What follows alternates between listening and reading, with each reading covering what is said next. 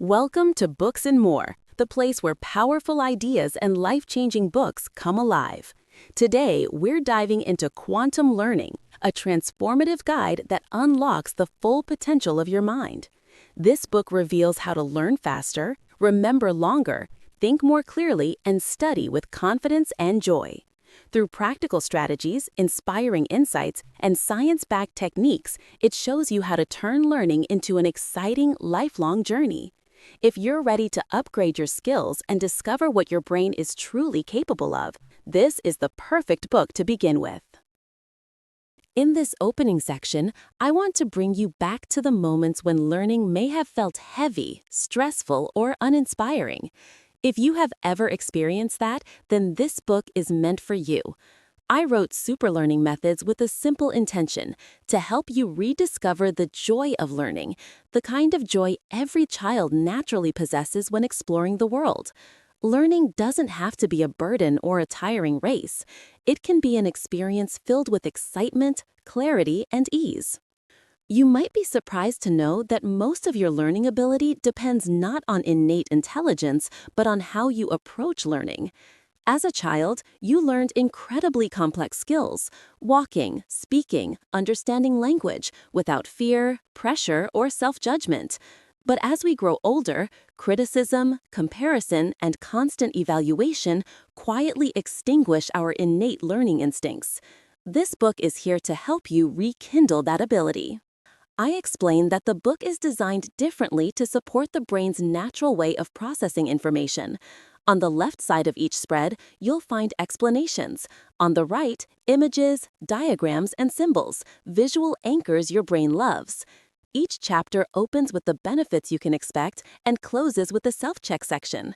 Important concepts appear repeatedly in different forms, ensuring your brain has enough exposure and connection to absorb them deeply. The techniques in this book are not theoretical. They come from decades of real experience through Supercamp, our program built to help young people tap into their true potential. In that environment, students don't just learn memory skills, reading strategies, or note-taking techniques. They also build confidence, communication skills, personal motivation, and a positive mindset. When placed in a supportive and energetic environment, anyone can progress far beyond what they once believed possible.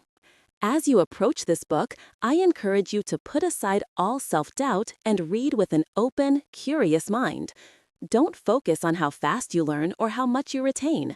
Instead, allow yourself to be surprised by your own abilities. Read each page with the same curiosity you had as a child, wide-eyed, eager, and unafraid. This book will not transform you overnight, but it will guide you onto a path where transformation becomes possible.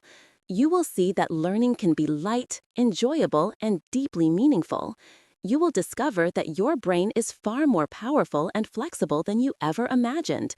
And most importantly, you will understand that learning is not something to endure. It is a gift you can embrace for life. I hope this journey brings you renewed excitement, fresh motivation, and the confidence to uncover the abilities you've always had within you. Let your learning adventure begin right here. Chapter 1: Rethinking the Way We Learn. In this first chapter, I want to guide you back to the foundation of learning: why we learn, how we've been taught to learn, and why so many people struggle with it. Learning was never meant to feel heavy, stressful, or confusing, yet that is exactly how countless students experience it. The problem isn't in their intelligence. It lies in the methods and environments that shape the way they approach knowledge. Chapter 1 is my invitation for you to look at learning with fresh eyes and rediscover your natural ability to absorb, grow, and thrive. I begin by sharing my early experiences in education, particularly at Berkeley Business School, a place where we tried something radically different. Instead of long lectures and memorized theories, we brought in real entrepreneurs, real stories, real conversations. Students didn't sit still in silent classrooms. They engaged, discussed, questioned, and applied knowledge immediately. And for the first time in many of their academic lives, they experienced learning as something alive and exciting. What struck me most was how quickly they improved once we removed fear and added meaning. They hadn't changed as people, only their method had changed.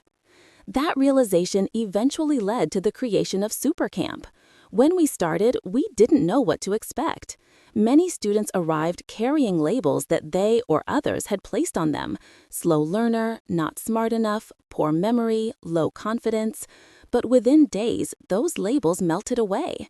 When students were placed in a supportive environment where mistakes were allowed, strengths were celebrated, and learning became an adventure, their natural abilities began to flourish. What this taught me is something I want you to remember. Every person has far more potential than they believe. A major concept introduced in this chapter is the 80-20 principle. Out of everything you study, a small portion of skills creates most of your success. Instead of trying to memorize everything, we should focus on the essential strategies that truly make a difference: motivation, confidence, understanding your learning style, effective note-taking, memory techniques, creative and logical thinking, and smart reading. These are the tools that unlock rapid learning, not endless hours of studying. Another key message in this chapter is the need to break old beliefs about learning. For years, students have been given information but rarely taught how to learn it. Imagine being thrown into a pool and told to swim without instruction. Some might find their way, but many will panic or sink. That is exactly what happens in education. Students are given assignments, lectures, and exams, yet no one shows them the strategies their brain needs to succeed. This leads to frustration, discouragement, and the false belief that they aren't capable. But once students learn the right techniques, their confidence and performance rise dramatically. Throughout the chapter, I emphasize that learning is not a passive process. It is an active, emotional, physical experience. At Supercamp, we used ropes courses, team challenges, and physical activities not to show strength, but to show students their own courage.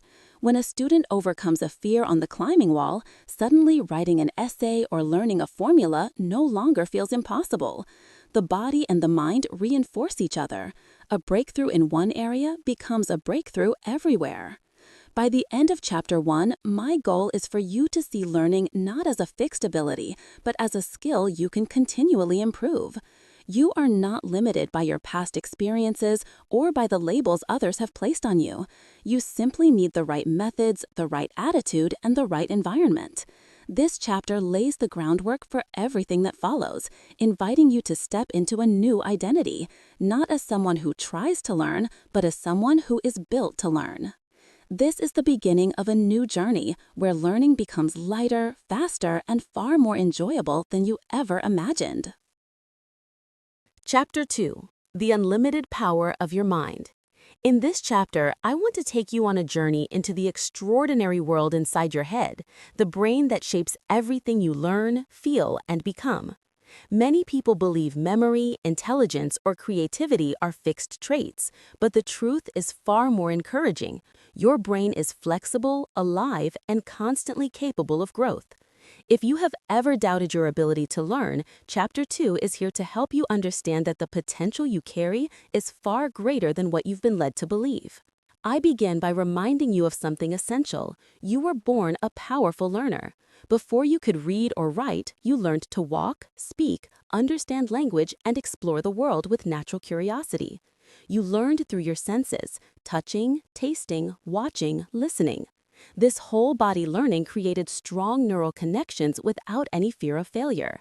As children, we simply learned because the world excited us.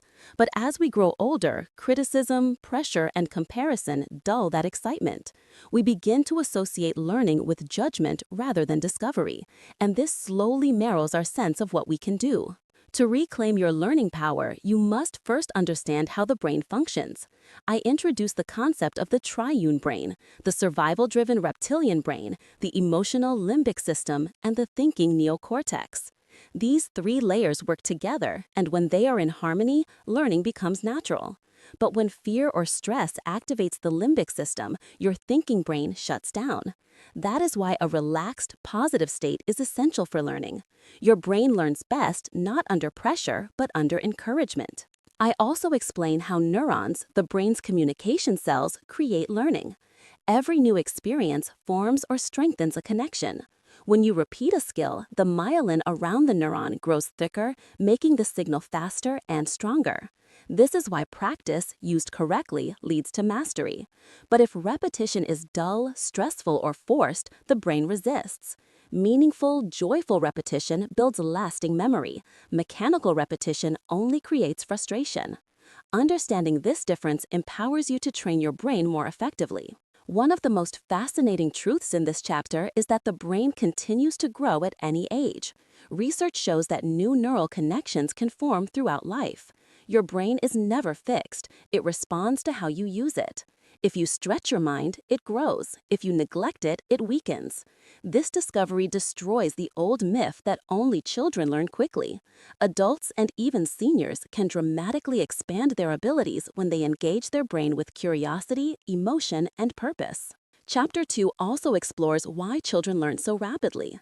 During the early years, the brain forms billions of connections as it tries to understand the world. A child experiences constant novelty, constant play, and constant emotion. These are exactly the conditions in which the brain thrives. But once school begins, learning becomes more rigid. Play is replaced by pressure, and curiosity is replaced by expectation. Part of reclaiming your learning potential is reintroducing joy, imagination, and sensory engagement, the things that your brain is naturally wired for. I also emphasize the importance of emotional safety. The limbic system stores feelings, and if learning is associated with fear, embarrassment, or failure, the brain instinctively avoids it. But if learning is tied to enthusiasm, confidence, and encouragement, the brain opens up like a window letting in fresh air.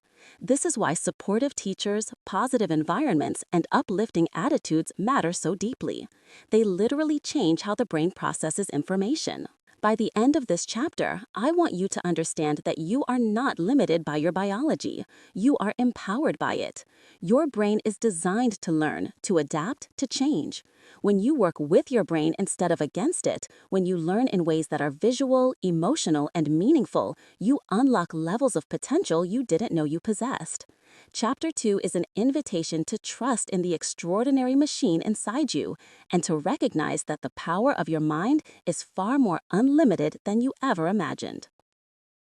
Chapter 3: The Power of WIFM. What's in it for me?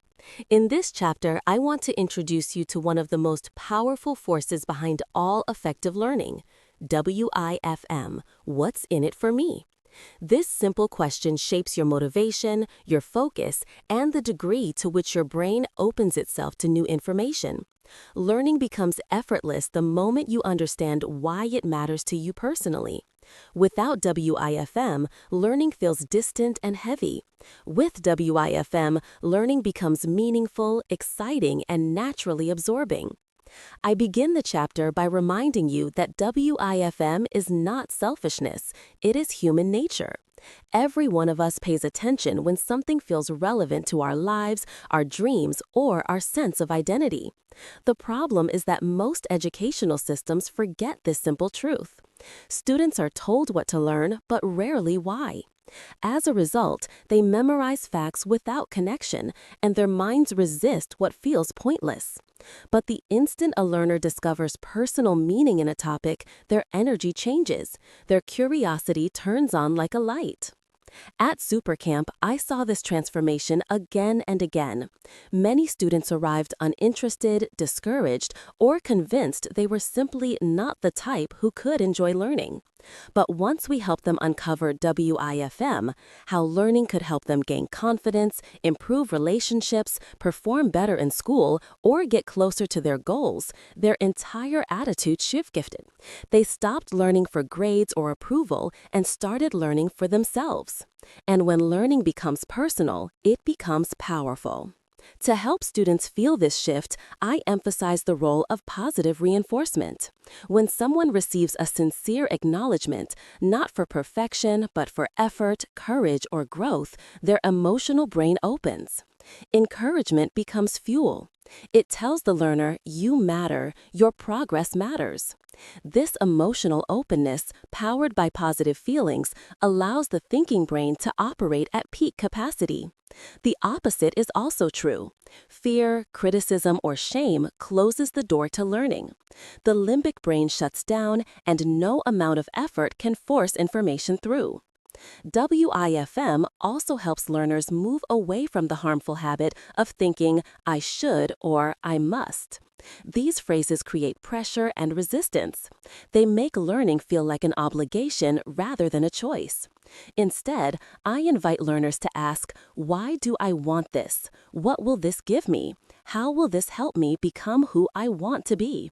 When the desire comes from within, motivation becomes natural, not forced.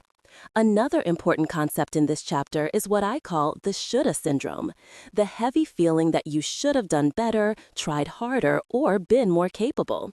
This mindset cripples motivation because it keeps the learner stuck in frustration over the past instead of moving forward.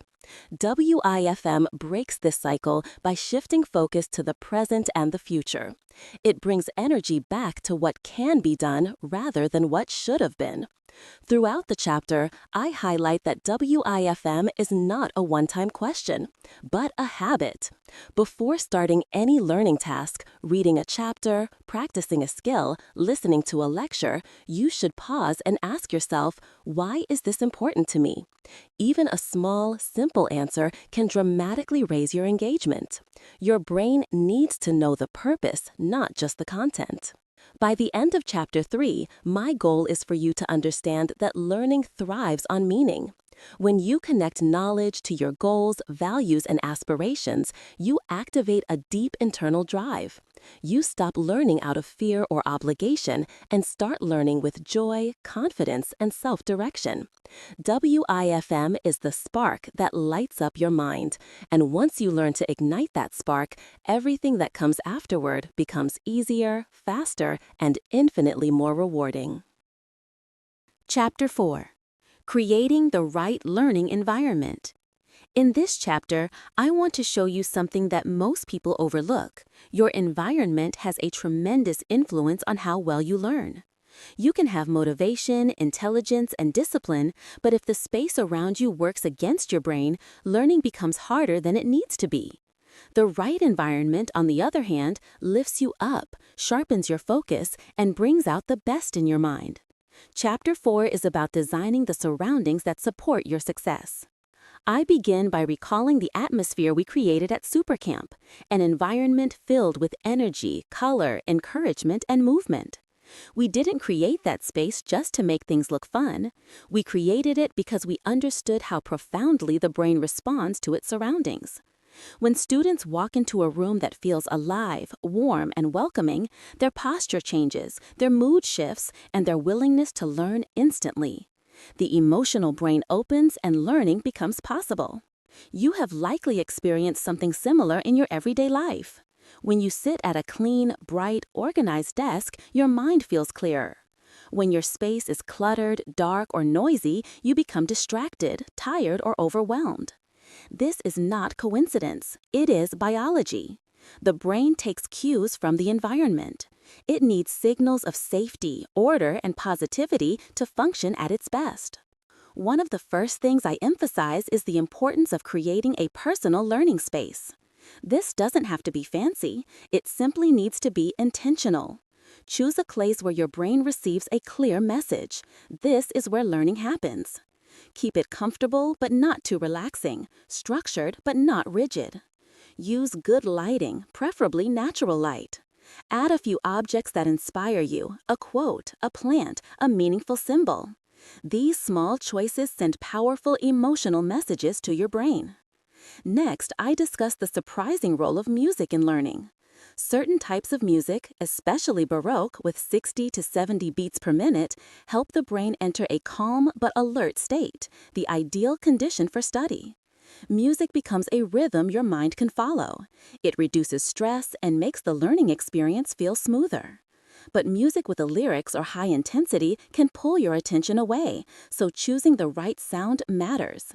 Music is not just background noise, it's a tool that guides your mental state. Another major point in this chapter is the use of positive cues in the environment. The brain is highly sensitive to images, far more than to words. A single encouraging symbol or phrase can change your emotional energy. When you surround yourself with positivity, inspiration, and reminders of your goals, you are signaling to your brain that learning is meaningful, safe, and rewarding. Negative cues, harsh criticism, or stressful surroundings have the opposite effect, shutting down focus and creativity. I also highlight the importance of breaks, what I call consolidation time. Learning is not a nonstop process. After you absorb new information, your brain needs a brief moment to organize it, to let the neurons connect and strengthen.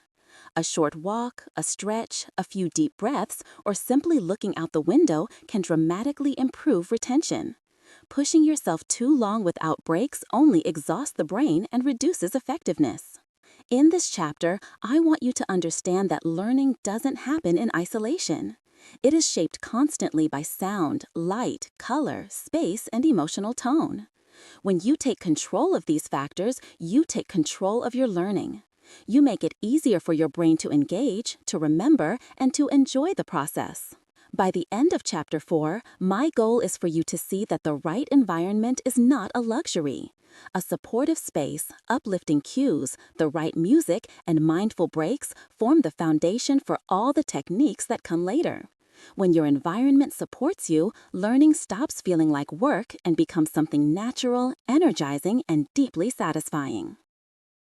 Chapter 5. Maintaining a Winning Attitude. In this chapter, I want to talk with you about one of the most powerful elements in the entire learning process, your attitude. Skills matter, techniques matter, but attitude is the engine that determines how far you can go. When you approach learning with confidence, curiosity, and the belief that you can succeed, everything becomes easier. When you approach it with fear or self-doubt, even simple tasks feel impossible. Chapter 5 is an invitation to step into a mindset that supports your growth instead of holding you back. I begin by reminding you of something I've witnessed repeatedly at Supercamp. The moment a student shifts their attitude, their entire learning ability transforms. Many young people come to us believing they are not smart enough or not good at school. But when they learn to talk to themselves differently, when they begin to say, "I can try, I can learn, I can improve," their brain and body respond in ways that are immediate and powerful. A winning attitude is not about pretending to be perfect, it's about choosing to believe in the possibility of success. A key component of attitude is self-encouragement. Most people are far too harsh on themselves. They criticize their mistakes, replay their failures, and compare themselves to others. This internal dialogue weakens motivation and closes the door to learning. I teach students to replace that critical voice with one of support. You've done this before. Take it one step at a time. You're doing better than you think.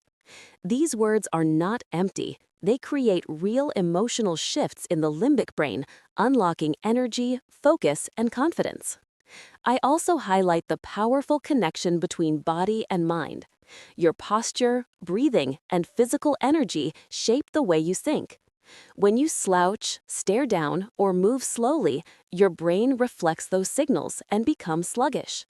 But when you stand tall, breathe deeply, lift your eyes, or take a confident step, your mind becomes sharper and more engaged. At Supercamp, our students experience this firsthand. A strong physical stance produces a strong mental stance. Your body can literally switch your brain into a more empowered state. Another essential message in this chapter is that a winning attitude is not the absence of difficulty. Challenges will still come. You will still face tasks you don't understand, concepts that frustrate you, and moments when you doubt yourself. But with the right attitude, you respond differently. Instead of shutting down, you stay open. Instead of giving up, you try another approach. You understand that effort is part of growth, not a sign of weakness.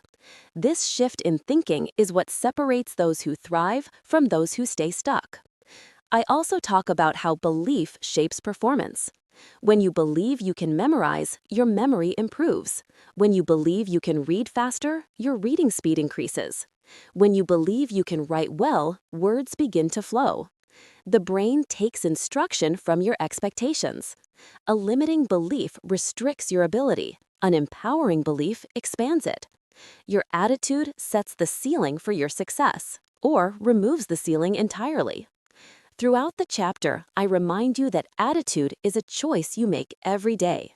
You don't need perfect circumstances to maintain a winning mindset. You simply need to return again and again to the questions, how can I grow from this? And what attitude will help me succeed today? Every time you choose confidence over fear, encouragement over criticism, and effort over avoidance, you strengthen the mental habits of success. By the end of Chapter 5, I want you to feel the truth of this. You are capable of much more than you think. Your mind is powerful, but your attitude is the key that unlocks that power. When you combine positive self-talk, strong physical energy, and a belief in your own potential, you create the emotional foundation for rapid, joyful, and sustainable learning. A winning attitude doesn't just help you learn better, it helps you live better. Chapter 6. Discovering Your Personal Learning Style. In this chapter, I want to help you uncover one of the most important truths about learning. You learn best in your own way.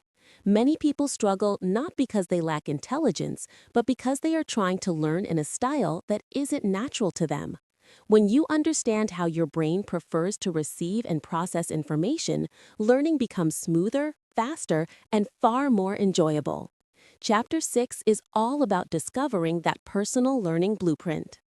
I begin by explaining the three primary channels through which people learn: visual, auditory, and kinesthetic. Visual learners understand best when they see images, colors, diagrams, and written words. Auditory learners grasp information through listening, discussing, and hearing explanations. Kinesthetic learners need movement, hands-on activity, or physical involvement to fully absorb an idea. None of these styles is superior. They are simply different. When you identify your dominant channel and use it intentionally, the struggle you once felt in learning begins to disappear. But learning style is only the first layer. I also introduce the idea of thinking styles, which determine how your mind organizes information. Some thinkers are sequential, preferring clear steps and logical order. Others are random, jumping naturally from idea to idea. Some are concrete, needing practical examples, while others are abstract, thriving on concepts and big-picture ideas. Once students at Supercamp recognized their thinking style, something remarkable happened. They stopped blaming themselves for not fitting into traditional learning structures and began using their natural strengths. Throughout the chapter, I share stories of students who transformed once they understood their style. A student who seemed disorganized suddenly excelled after learning to use visual mind maps. Another, labeled easily distracted, became highly engaged when allowed to learn through movement and hands-on activities. When people learn in ways consistent with their natural wiring, they don't just improve, they thrive. I emphasize that your learning style is not a box that limits you. Instead, it is a starting point. When you know your strengths, you can also strengthen the areas that need support. A visual learner can practice listening skills. An auditory learner can create more diagrams. A kinesthetic learner can incorporate movement into study. Flexibility is a sign of mastery, but understanding your primary mode is the first step. A major part of this chapter focuses on whole brain learning, the idea that both hemispheres of your brain matter. The left brain helps you with logic, structure, and language. The right brain brings creativity, intuition, and big picture thinking. Traditional education often rewards left brain skills while neglecting the right, causing many students to believe they are not smart enough. I show you how to activate both sides through colors, images, structure, movement, and emotional engagement, so your brain works as a complete dynamic system. One activity we use at Supercamp, the vacation planning exercise, beautifully demonstrates how differently people think. Some students start by listing steps, sequential. Others imagine the whole experience at once, global. Some choose based on facts, logical, while others choose based on feeling, intuitive. This variety is not chaos, it is proof of the richness of human intelligence. When learners recognize these differences, they develop empathy, self-confidence, and a deeper understanding of themselves. By the end of Chapter 6, I want you to feel liberated. You no longer need to force yourself into someone else's learning method. You don't need to imitate the way your teacher, your friend, or your colleague studies. You can design your own learning path, one that respects your instincts, your strengths, and the natural design of your brain. Learning becomes easier when you learn in harmony with yourself, not in conflict with yourself. And when you honor your personal learning style, you unlock not just better grades or faster learning, but a new sense of confidence that stays with you for life. Chapter 7: High-Tech Note-Taking. In this chapter, I want to help you rethink one of the most familiar yet most misunderstood learning tools: note-taking. Many people believe that good notes are long, detailed, and full of complete sentences. But the truth is, traditional linear note-taking works against the way your brain naturally learns. Your brain doesn't think in straight lines. It thinks in images, colors, relationships, and patterns. Chapter 7 is about transforming note-taking into a powerful cognitive tool, one that helps you remember more, understand more, and engage more deeply with what you learn. I begin by addressing the common challenge. Most students write down everything they hear, hoping that quantity will create clarity. Instead, this habit disconnects them from the actual learning moment. When you focus on copying, you're not listening, interacting, or understanding. Notes become a burden instead of a bridge. I want you to see note-taking not as transcription, but as interpretation, a process of reorganizing information so your brain can grasp it quickly and recall it easily. The two core methods I introduce in this chapter are mind mapping and think-move-TM note-taking. Mind mapping aligns beautifully with the brain's natural design. By using keywords, curved lines, colors, and simple images, you create a visual landscape of ideas. Instead of pushing your brain to store paragraphs, you give it a map. Mind maps help you see connections instantly and trigger memory through associations. They turn even complex topics into something simple, structured, and memorable. Think-Move is equally powerful, especially for learners who need physical engagement. This method integrates movement, big gestures, quick sketches, symbolic motions into the act of learning. When your body participates, your memory sharpens, your attention strengthens, and your creativity wakes up. TM note-taking reminds you that learning is not a purely mental activity. It is physical, emotional, and dynamic. Throughout the chapter, I explain why these techniques work. The brain loves color because color highlights importance and sparks emotion. It loves images because pictures anchor ideas far more strongly than words. It loves key words because they act as triggers for entire concepts. And it loves structure because relationships between ideas make memory easier than isolated facts. When your notes reflect these principles, learning accelerates. I also give practical advice on how to build effective notes, choosing central ideas, avoiding long phrases, using arrows to show relationships, and adding symbols or drawings that make sense to you personally. I remind you that your notes don't need to be beautiful, they need to be meaningful. A messy but meaningful mind map is far more powerful than a perfectly neat page of sentences that you never look at again. Another important point in this chapter is the idea of active review. Notes are not meant to be archived, they're meant to be revisited. When you look over your notes soon after taking them, your brain strengthens the neural pathways that store the information. Using color coding, rewriting key branches, or verbally summarizing your mind map makes the learning even deeper. This simple habit can dramatically increase how much you retain. Students at Supercamp often discover that once they switch to these high-tech techniques, learning becomes lighter and more fun. They start to enjoy the creativity of note-taking and feel a stronger sense of ownership over the material. Instead of copying someone else's ideas, they are shaping the information in a way that works for them. By the end of Chapter 7, my goal is to help you see note-taking as an art of thinking. It's not about filling pages, it's about activating your brain. When you use notes that match the brain's natural strengths, visual, associative, creative, you turn information into understanding and understanding into long-term memory. High-tech note-taking gives you the freedom to learn faster, remember longer, and think more clearly than ever before. Chapter 8, Writing with Confidence.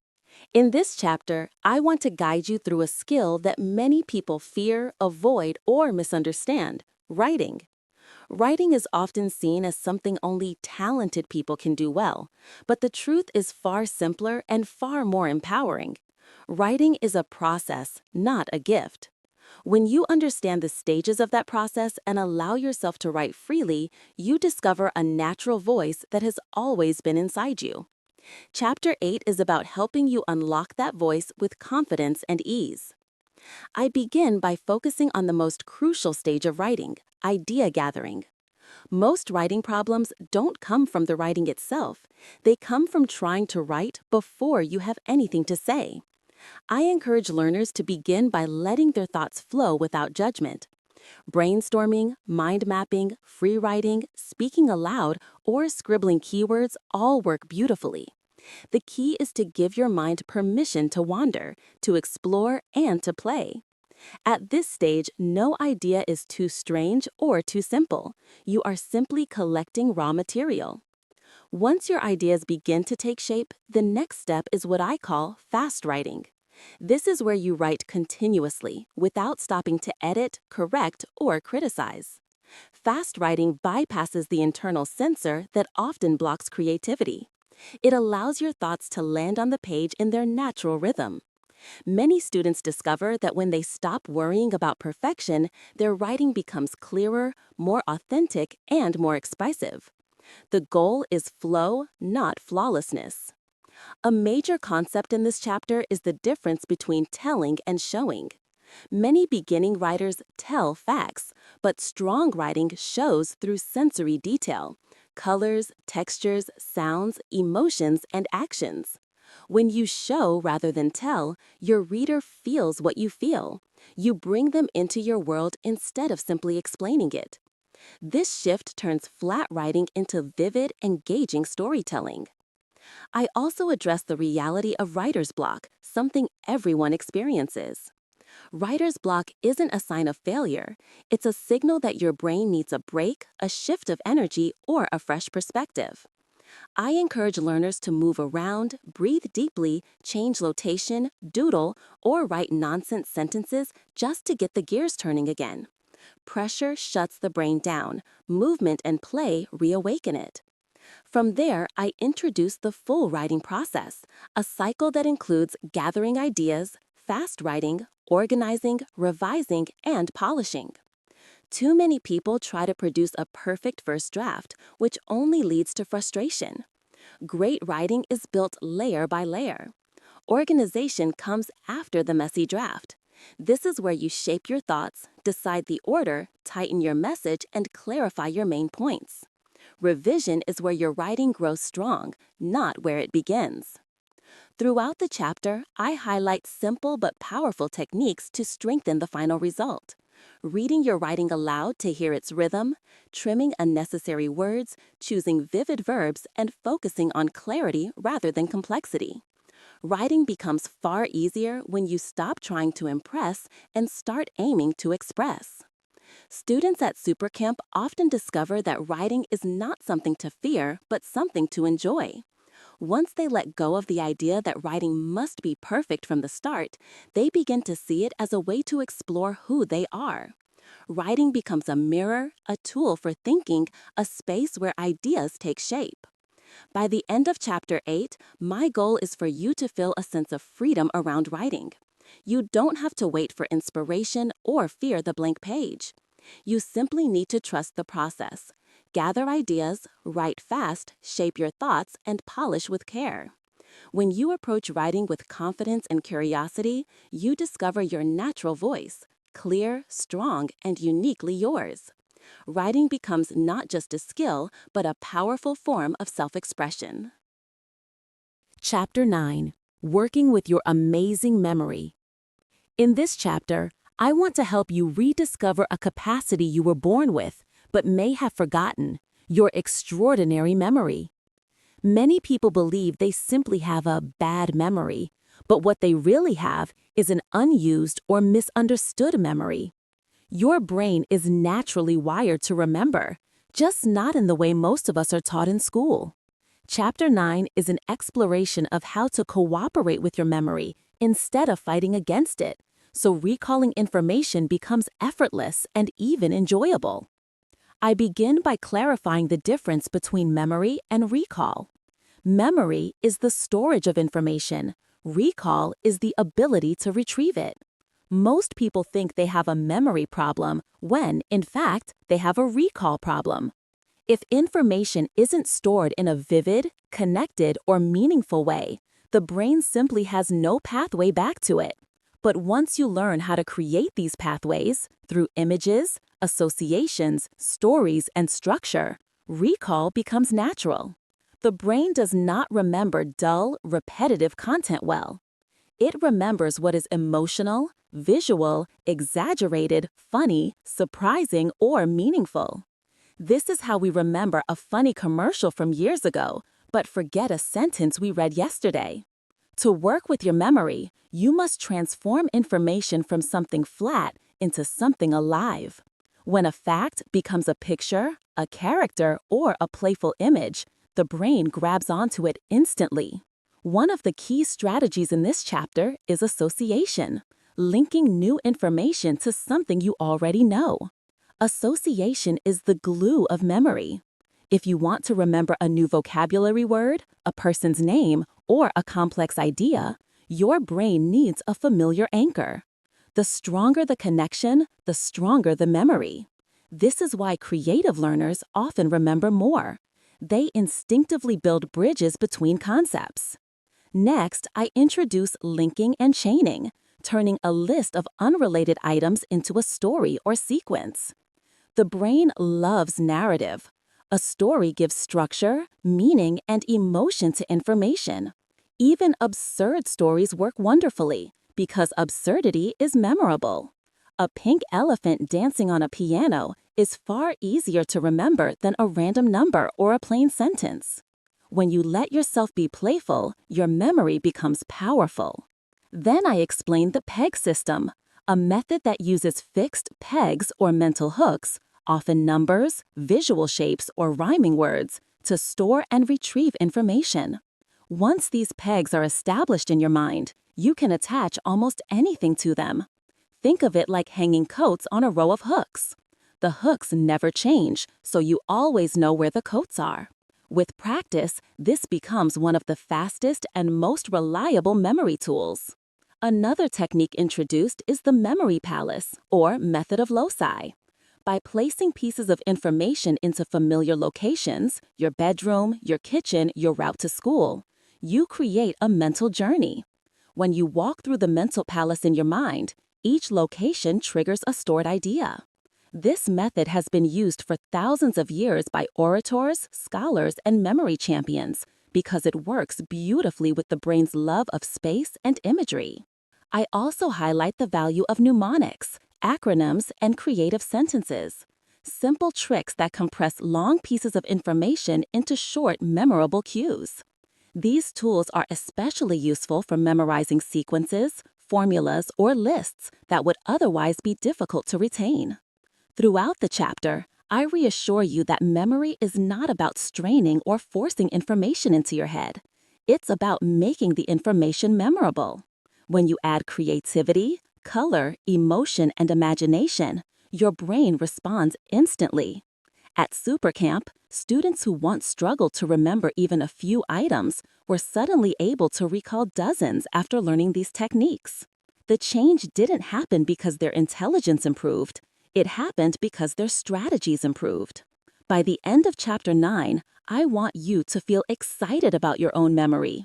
You are not forgetful, you are untrained. But once you understand how your brain loves to learn, through images, associations, movement, and meaning, you unlock a level of memory ability that feels almost magical. With the right tools, you can remember more than you ever imagined, and you can do it with confidence, clarity, and ease. Chapter 10: Mastering Reading for Deep Understanding. In this chapter, I want to help you transform the way you read, not just how fast you read, but how deeply you understand and remember what you read. Many people think reading is simply moving their eyes across words, yet true reading is an active dialogue between your brain and the text. When you learn to read with intention, structure, and the right mental state, reading becomes easier, faster, and far more enjoyable. Chapter 10 is designed to help you unlock that potential. I begin by challenging one of the biggest myths about reading, that reading slowly equals reading carefully. In reality, reading too slowly often leads to boredom, wandering attention, and poor comprehension. The brain thrives on stimulation and momentum. When your eyes move too slowly, your mind drifts. But when you read at a pace that matches the brain's natural processing speed, you stay alert and focused, and comprehension actually increases. Reading faster does not mean reading carelessly. It means reading actively. A crucial step in effective reading is preparing your mind before you begin. Most people open a book without any intention, and their brain has no direction. I encourage learners to ask simple but powerful questions. What am I looking for? What do I want to learn? How will this information help me? These questions activate the brain's filtering system. When you know your purpose, your brain automatically highlights what matters and discards what doesn't. I also introduce the idea of reading in meaningful chunks, not word by word. Your eyes are capable of taking in entire phrases at once. When you read in chunks, your eyes move more smoothly, your brain receives information more efficiently, and your understanding improves.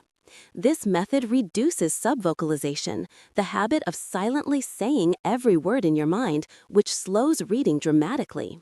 Your goal is to see and understand, not to hear every word. A major technique in this chapter is the art of controlled page turning. Many students find that when they physically practice turning pages at a steady rhythm, their eyes and mind begin to follow that pace naturally. It trains the brain to stay engaged and prevent drifting. A consistent rhythm keeps your energy high, similar to how a steady beat helps you maintain momentum during exercise. Another powerful tool I introduce is Hyperscan, a set of exercises that train your eyes to move faster and your brain to absorb information more efficiently. These activities, such as scanning blocks of text without trying to understand, widening your peripheral vision, or following fast-paced visual patterns, prepare your eyes for high-speed reading. Even though you may not be reading during these drills, you are conditioning the muscles and pathways involved in reading. It's like stretching before a run. I also emphasize the importance of physical and emotional state during reading. Your posture, breathing, and mood influence comprehension. Sitting upright, breathing deeply, and smiling subtly send signals of alertness to the brain. A calm yet energized state ensures maximum absorption. When stress, fatigue, or worry dominate, reading becomes a struggle, no matter how skilled you are. To strengthen comprehension, I teach learners to summarize and reinforce what they read. After reading a section, pause and express the main point in your own words, either aloud or in writing. You can also use mind maps, highlight key ideas, or jot down brief notes. This reinforcement step is the bridge between reading and remembering. Without it, information fades quickly. With it, knowledge becomes long-lasting. At Supercamp, students who once dreaded reading discovered that with these techniques, reading became a source of empowerment. They no longer felt trapped in slow, frustrating habits. Instead, they saw reading as a skill they could control and improve, not a fixed ability they were born with. By the end of Chapter 10, I want you to understand that reading is not a test of intelligence. It is a skill built on strategy, energy, and intention. When you learn to prepare your mind, read in chunks, maintain rhythm, train your eyes, and reinforce your understanding, reading becomes an exhilarating experience. With the right approach, you can absorb information faster, understand more deeply, and enjoy the process in a way you may never have imagined before. Chapter 11: Logical and Creative Thinking. In this chapter, I want to help you explore one of the greatest abilities of the human mind, the power to think clearly, creatively, and flexibly. Thinking is not just something that happens to you, it is a skill you can shape, train, and elevate. When you understand how logic and creativity work together, you unlock a level of intelligence that influences every part of your life. Chapter 11 is an invitation to use your mind not only to solve problems, but to imagine possibilities. I begin by explaining the role of logical thinking. Logic gives you structure, clarity, and direction. It helps you break a problem into steps, evaluate information, and see patterns. Logical thinking is essential for understanding difficult subjects, planning effectively, and making wise decisions. But I also remind you that logic alone is not enough to thrive. Without creativity, logic becomes rigid and narrow. That's why this chapter also celebrates creative thinking, your ability to generate new ideas, create fresh connections, and approach challenges from unexpected angles. Creativity is not just for artists or musicians, it's for anyone who wants to solve problems with originality or learn more effectively. When you allow yourself to imagine, experiment, and think freely, your mind becomes more flexible and energetic. Throughout the chapter, I emphasize that no one is limited to being logical or creative. Every brain contains both abilities. The question is how often you practice each one. At Supercamp, I saw students who believed they were not creative suddenly generate brilliant ideas when given the right environment. Likewise, students who were highly imaginative learned to organize their thinking with simple logical tools. When both abilities work together, thinking becomes much more powerful. I introduce several techniques that help strengthen logical thinking, such as breaking a challenge into smaller parts, analyzing cause and effect, asking why repeatedly, and grouping similar ideas. These strategies help you organize information so that your mind can work with it easily. When thoughts are structured, learning feels lighter. Then I guide you through methods to activate creative thinking, such as brainstorming without judgment, using mind maps, imagining unusual scenarios, reversing assumptions, and asking questions like what if or how else could this work? These techniques help remove the internal filters that often shut creativity down. When you stop judging ideas too soon, your imagination begins to open. One concept I highlight is the power of the right questions. Your brain automatically searches for answers to whatever question you ask it. If you ask, "Why can't I do this?" your brain will give reasons for failure. But if you ask, "How can I make this work?" your brain starts finding solutions. Good questions activate better thinking. I also explain the idea of state changes, how shifting your physical or emotional state can instantly shift your thinking. Standing up, changing your posture, smiling, or moving your eyes can trigger different mental pathways. The body and mind are deeply connected. When one shifts, the other follows. At Supercamp, we used movement, music, and quick physical activities to help students switch from stuck thinking to inspired thinking. One of the core messages in this chapter is that thinking is a flexible process. You can switch between logic and creativity depending on the situation. When you're generating ideas, turn off your inner critic and let creativity flow. When you're organizing those ideas, bring logic back in. Great thinkers dance between these two modes gracefully, using the strengths of both. By the end of Chapter 11, I want you to feel empowered by your own mental abilities. Your brain is not a fixed tool, it is a dynamic engine of possibility. When you learn how to balance logical clarity with creative freedom, you become a more confident learner, a more effective problem solver, and a more innovative thinker. Thinking is not something reserved for a gifted few. It is something you can practice, refine, and enjoy every day. Chapter 12: Making Extraordinary Progress in Your Learning. In this final chapter, I want to help you bring everything together: to transform the skills, insights, and strategies you've learned into real, lasting progress. This chapter is not about adding more techniques.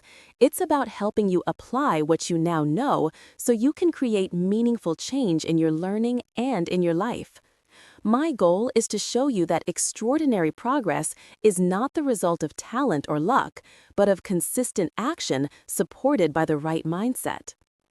I begin by reminding you that all the methods in this book, memory techniques, reading strategies, note-taking, motivation, attitude, and creative thinking, only work when you decide to use them. Tools don't transform you until you pick them up. Too many learners finish a book or a course inspired, but then slip back into old habits. Chapter 12 is a call to move from inspiration to implementation. You don't need to master everything at once. You simply need to start. One skill, one habit, one meaningful change at a time. A central theme of this chapter is self-directed learning. When you become a self-directed learner, you no longer wait for teachers, parents, or circumstances to push you. You take charge of your own progress. You find personal reasons to keep going. You practice because you want to grow, not because you must. This shift in ownership is what separates average learners from exceptional ones. Once you decide that learning is yours, everything becomes easier and more joyful. I also highlight the power of positive self-suggestion. The phrases you repeat silently, day after day, shape your confidence and your performance. When you tell yourself, "I can improve," "I learn quickly," and "I am getting better," your brain responds physiologically. Encouraging thoughts open mental pathways, just as discouraging ones shut them down. This is not wishful thinking, it is neuroscience. The right words activate the emotional brain, which in turn activates the thinking brain. Another important idea in this chapter is expanding your comfort zone. Real progress happens when you step gently but consistently beyond what feels easy. That might mean reading a little faster than usual, trying a new study technique, practicing speaking in front of others, or tackling a subject that once intimidated you. Growth does not happen in giant leaps. It happens in small, meaningful stretches.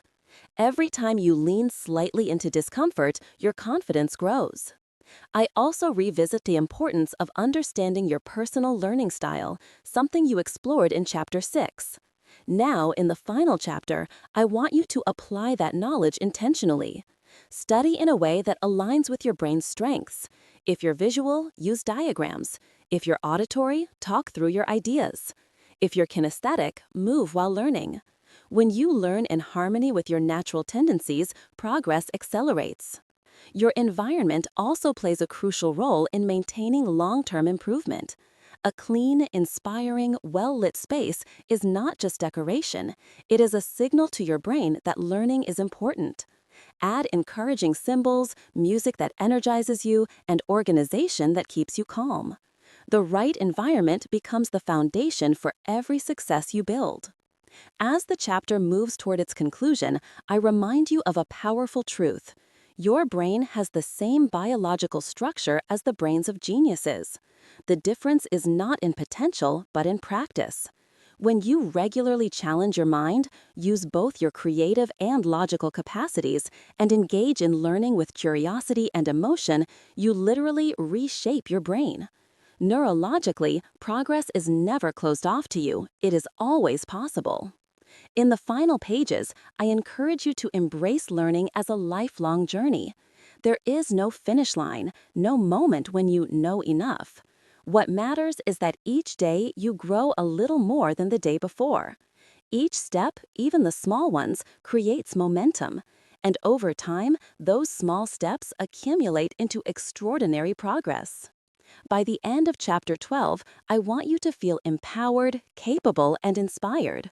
You now have the tools to learn faster, remember longer, think more clearly, and pursue your goals with confidence. The book may end here, but your journey does not. From this moment on, learning is no longer something you have to do, it is something you get to do. It is your path to a bigger, brighter, more meaningful future.